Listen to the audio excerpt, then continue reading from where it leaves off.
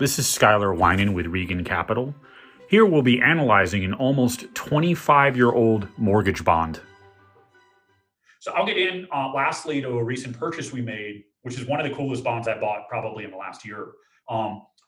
We bought this, it was off of a liquidation. We bid on it, we didn't win it, and we bought a reoffer from a dealer after I did some more work on it. And I'll show you the work I did here briefly. But it was issued in 1997. It was $2.5 million current face. It was a Solomon Brothers deal. The actual loans are 400 months old. These are 33-year-old loans. The bond's paying a 345 coupon, has 24% subordination. That math we went through, you take that coupon and you divide it by your purchase price of 75 bucks, and you get a 4.6% effective coupon. And then we also have the ability to make an additional 25 points back from prepayments or if the deal were to get called. So I'll flip over here to the bond in question, and we can see, I won't get too deep in the weeds on this model here, but I'll go over some critical points that we look at, which are A, there's 3.25 million left in collateral in the deal. That's what loans are left. And those securitized our bond, which is 2.46 million.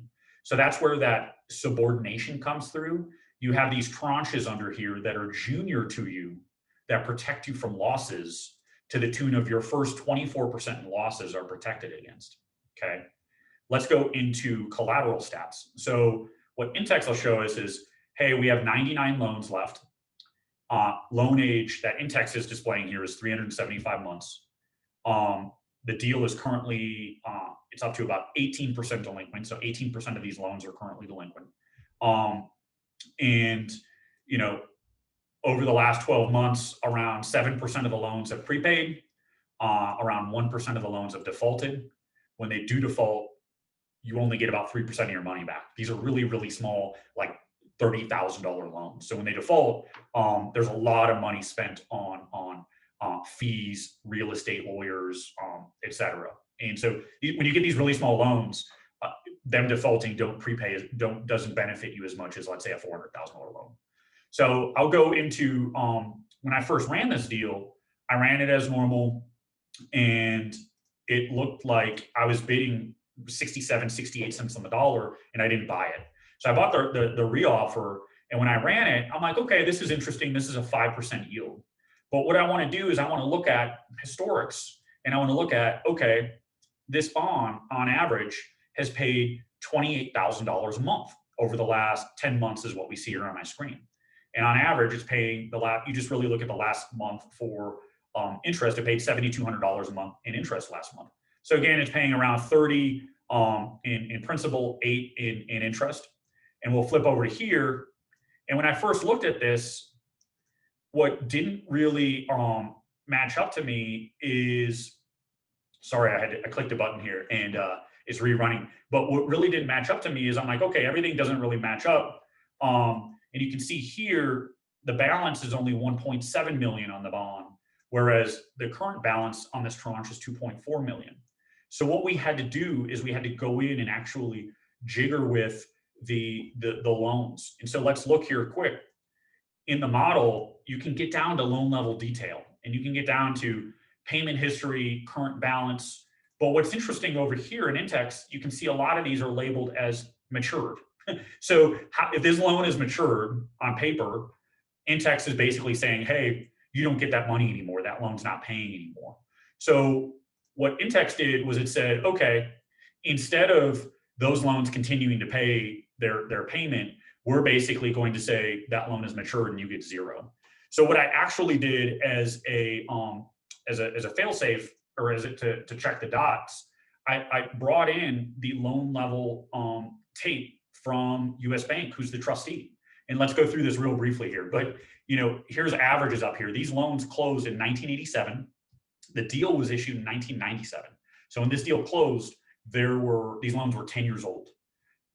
And we're only looking at the loans that are remaining. These loans originally had about $6 million in balance. Currently, it's about 3.3 million. So these loans have paid down about 50% of their balance. Loan age, these loans are 400 months old. The original interest rate on these loans was 9.84. The current interest rate is 4.66. meaning a lot of these loans have been modified.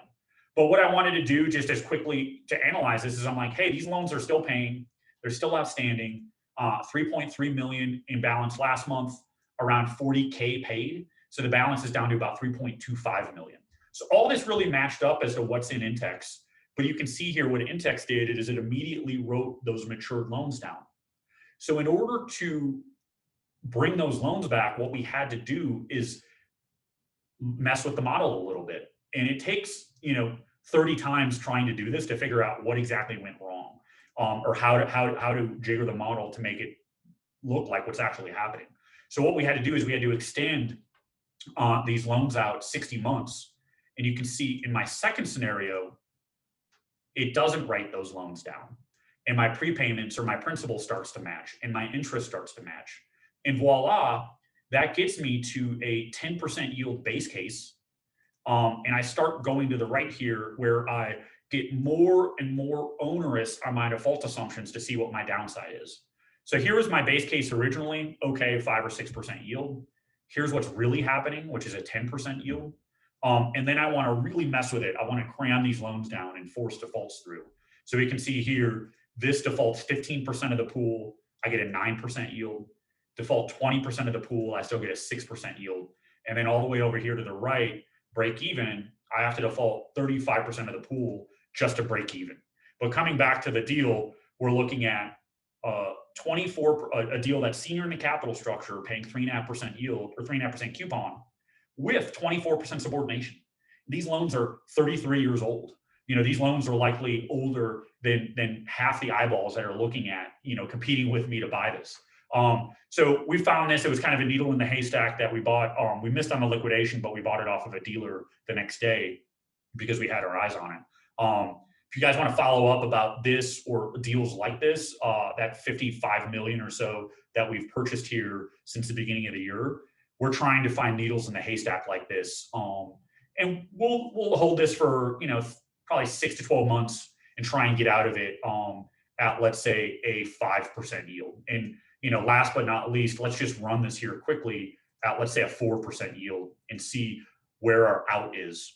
And our out at 4% yield, this is a 13% profit. This is, or a 13-point profit, 8-point profit, 5-point profit, while we earn all of that carry owning that bond.